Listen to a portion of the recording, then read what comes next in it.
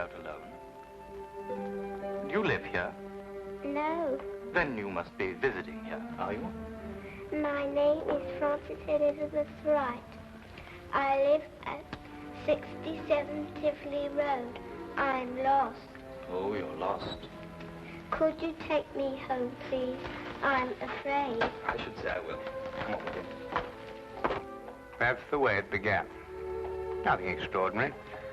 For in a large city like London, a lost child is such a common occurrence that many a far-seeing bobby arms himself with a bag of chocolates in addition to his nightstick.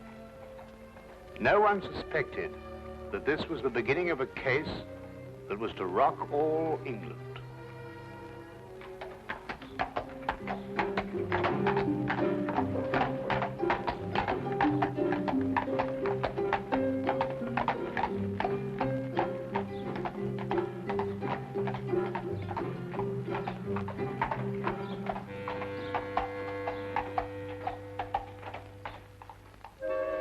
All right, if you insist. I know this man isn't going to do us any good. But what's the use of talking to you? Just as stubborn as your mother. I suspect we're having visitors. Oh, really? 23 and 27.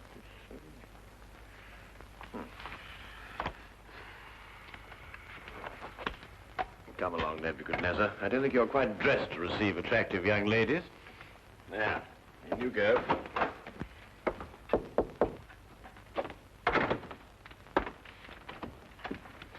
Won't you come in? Mr. Holmes, Sherlock Holmes. At your service, sir. Martini. George Martini is my name. This is my daughter, Margaret, who is of the stubborn opinion that you can help her. It will be a privilege, sir. Oh, may I introduce my very good friend, Dr. Watson? How do you do? How do you do, sir? Oh, yes. Won't you sit down? Oh, yeah, I'm so sorry.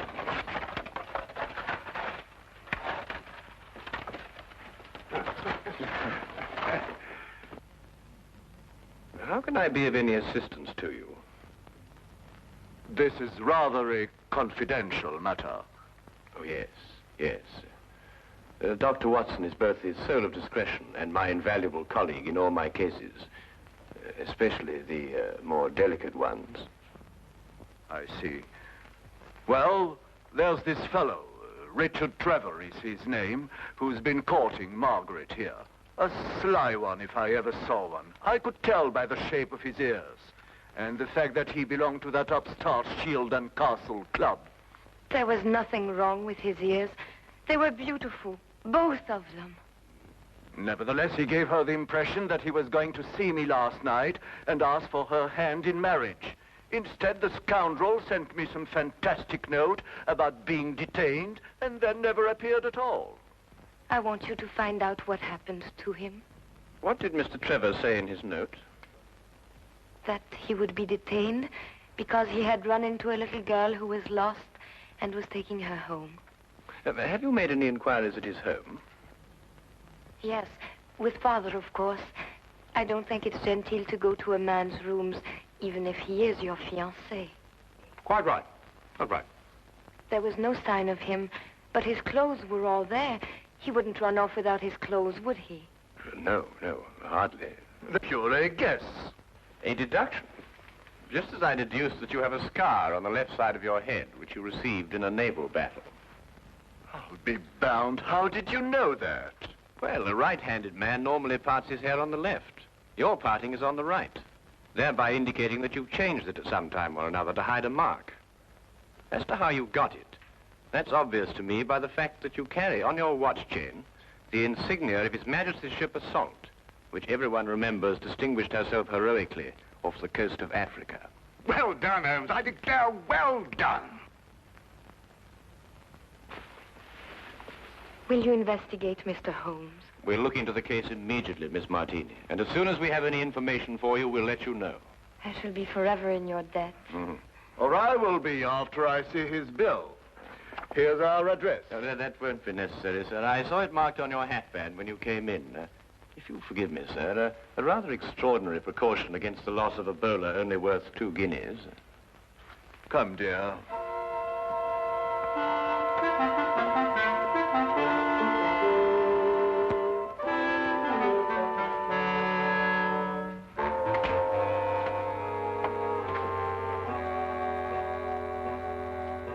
Not long after moving in with Sherlock Holmes, I had come to the conclusion that his mind was as organized as his housekeeping was not.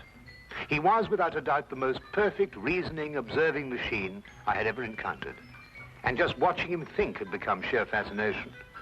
I tried to put myself into his brain now and deduce what had happened to the missing Mr. Trevor. Did it occur to you he might have had an accident and even now be lying in a hospital at this very moment? You, being a doctor, would think of that. But if that were the case, surely the hospital would have informed someone by now.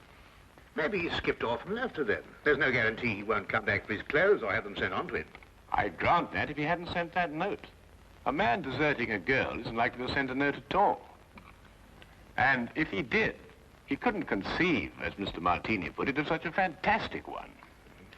The case is more than complex, Watson. And when we solve it, we shall also know what became of the others. What others? Oh, Watson, would you pass me my tobacco pouch? Well, where is it? It's in the toe of the Persian slipper, under your chair. All right. There you are. Oh. Thank you, Watson. Now, what others?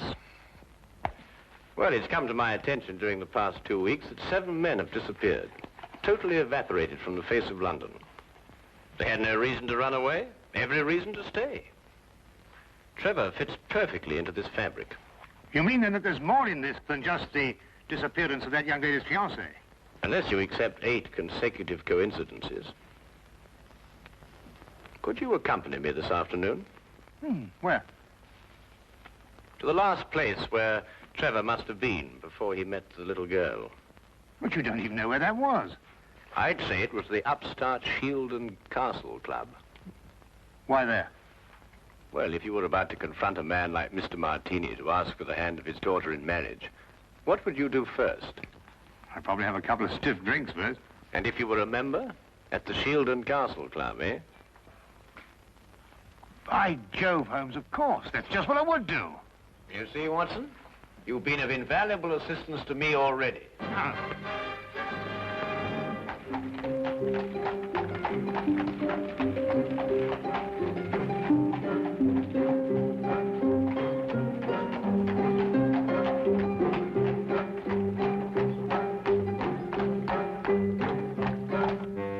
But you must tell us if he was here last night. He's missing. We're trying to find him. It's no use, sir. You'll have to do without my help. This is a gentleman's club.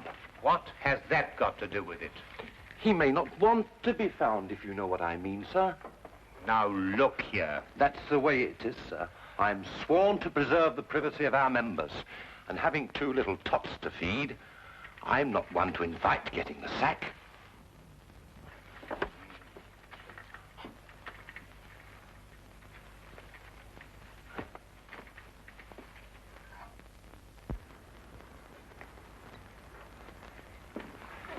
I say, where have you been? This is meant to be your case, you know, and I've been doing all the investigating. Yeah, do you know that Trevor was here last night? How do you know? Well, to my utter amazement, one of my keys fitted the door to the office.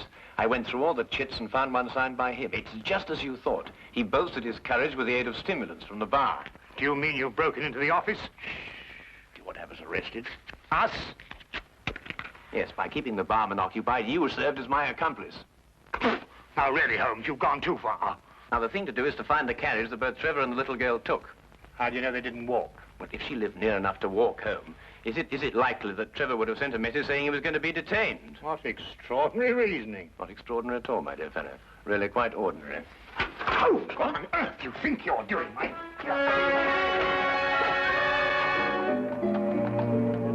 Finding the cabbie who picked up Trevor and the little girl was a matter of stationing ourselves at the hack stand outside the Shield and Castle Club and doggedly questioning every driver who stopped there. One finally remembered the pair, but owing to brisk business that night, could not be at all sure where he set them down. The address he brought us to was a guess, and from the looks of it, a very bad one. Well, I think we're on a wild goose chase. Doesn't look as if they've lived here for a long time. Do you realize these papers are at least a week old? Well, then the cabbie made a mistake. He's brought us to the wrong address. Do you know, without very much difficulty, I think I might be able to... Holmes! Holmes, please, not again. You good fellow, keep a good lookout, will you? Look, Holmes, this is housebreaking. We can go to prison for years for this. You can't just go opening doors all over London just because... Oh, Holmes, no, there's somebody coming. Just stand in front of me and behave quite normally, eh?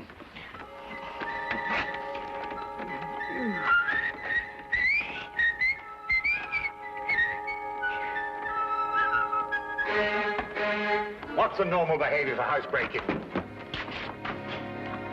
You coming? Look here, Holmes, the doctor doesn't do this sort of thing. I'm sure it's unethical. You can't expect me to... Oh!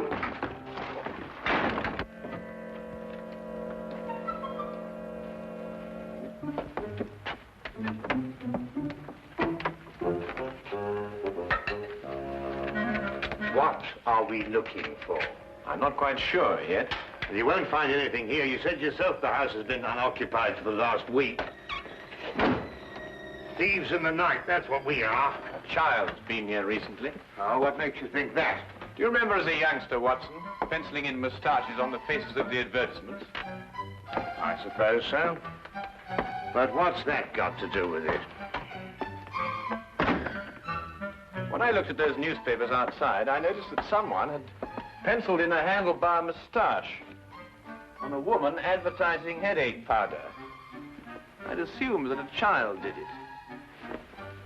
More than that, since the papers were only a day old, I'd also assumed that a child has been here very recently. Why should the child bring Trevor here to an unoccupied house? That, Watson, is the core of our problem. Excuse me a minute. What? Oh.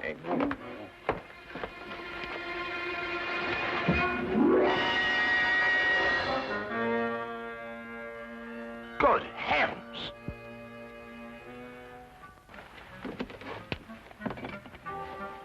Trevor? Fairly safe assumption, Watson. Yes. And from the pallor of his skin, I'd say he'd recently been given an overdose of strychnine. I'd also deduce that he's the 8th victim of a very strange murderer.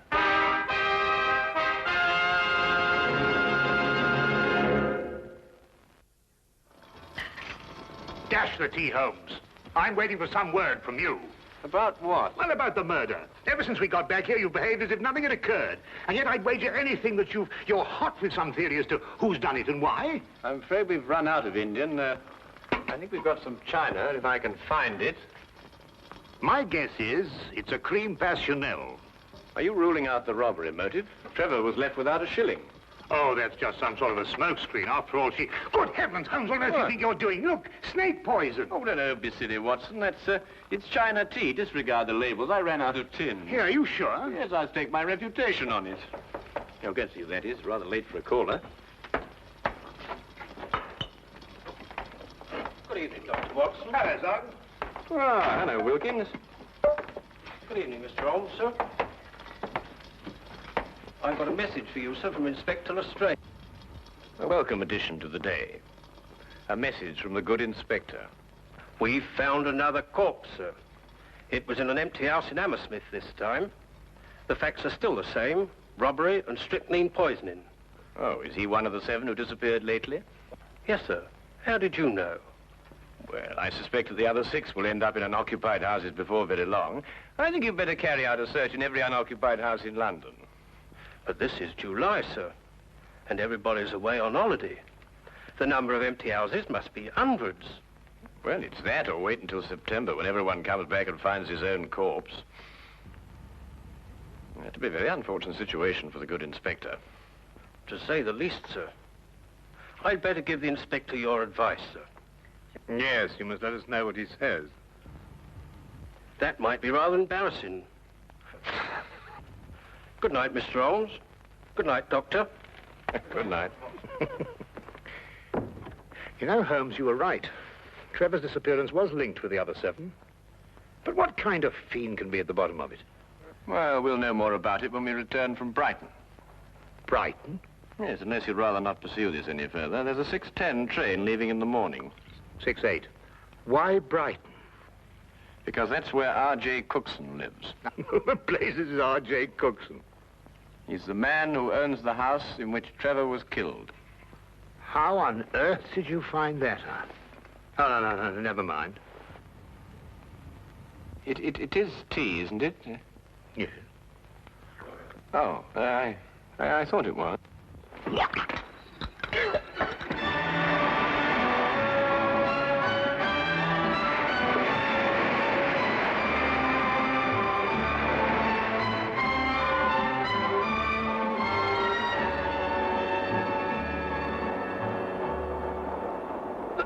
Have you ever heard anything so incredible?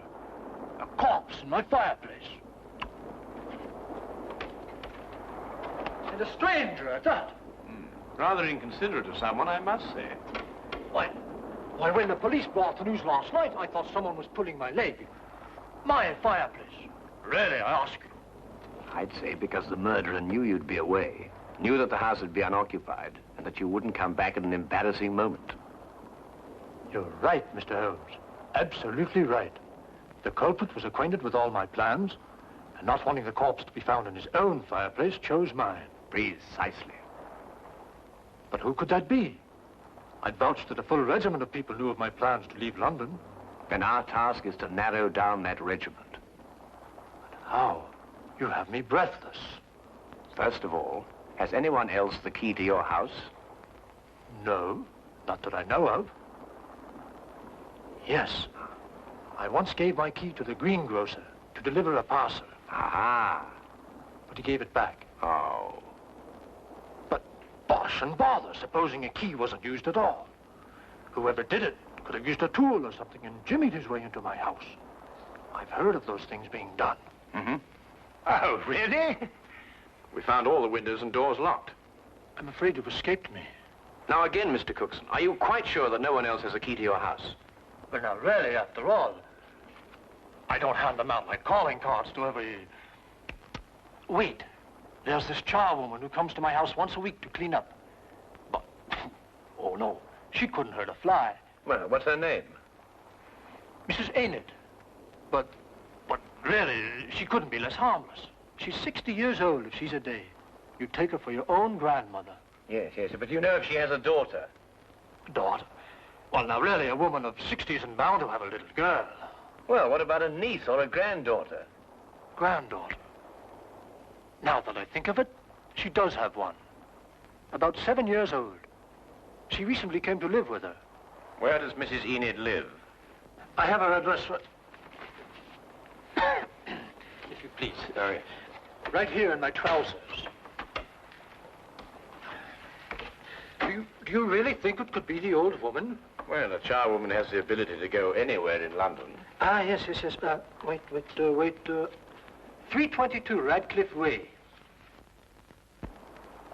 322 Radcliffe Way.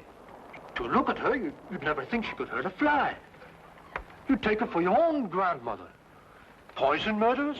No. Impossible, Mr. Holmes, impossible. Oh. Grandma, must we play the game tonight? Of course. Don't you like playing it? I don't like staying on the street alone. It'll only be for a little while. You'll find someone to bring you back, and Grandma'll have company again. What happened to the last company we had? Oh, he went home after a while. But come on, let's say it. Where do you live? At 67 Tivoli Road. No, that was the last place. Your address is now 120 Claridge Street. I forgot. All right. Now, come on. Let's say it again. Where do you live? At 120 Claridge Street. And again? 120. What do you think, Holmes? Well, we'll know definitely in an hour's time. Come on.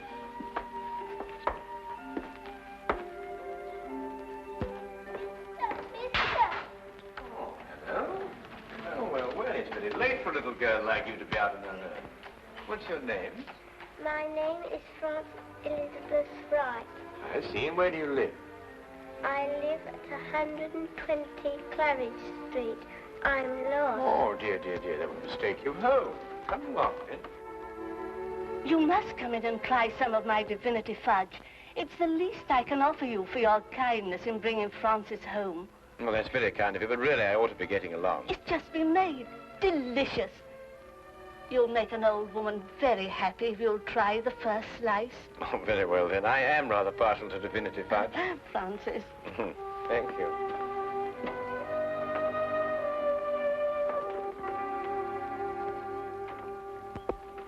Now, come and sit right here at the table. Thank you. Now, say good night to the kind gentleman, then off to bed. Grandma, you never let me stay up with the company. That's because little girls must have their sleep. But now we've met the gentleman, perhaps he'll come again in the daytime. Will you? I should love to. Good night. Good night. Good night, birdies. Isn't she a lovely girl? And she'll grow up into a beautiful woman and have a life of ease. Yes, that's the important thing. A life of ease. Time to enjoy the world and... Here, you're waiting for some fudge, and I'm prattling away.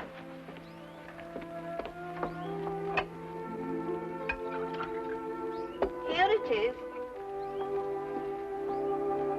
And a glass of cold milk to go with it. Won't you join me? Oh, no. My doctor would never permit it. I only prepare this sort of thing for people who drop in, like you. I see. Smells very good. If I have one speciality, it's divinity fudge. You'll find it heavenly.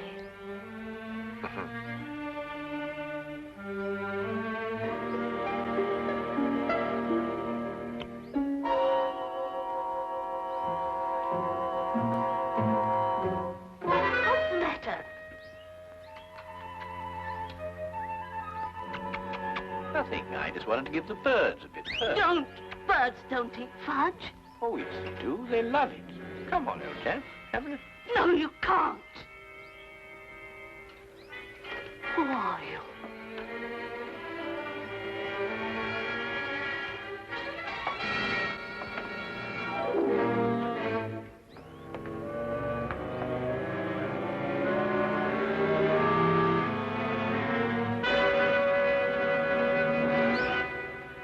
I'll take that, Mrs. Enid.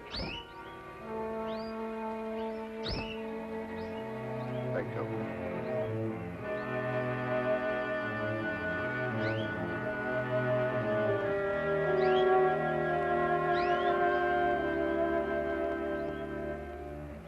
I needed money for the child. That's why I did it. I didn't want her to grow up into a tired rag of a charwoman. I wanted her to have a life of ease and the things I've seen other people have. You understand? Yes. Will she be taken care of? You need worry, Mrs. Enid.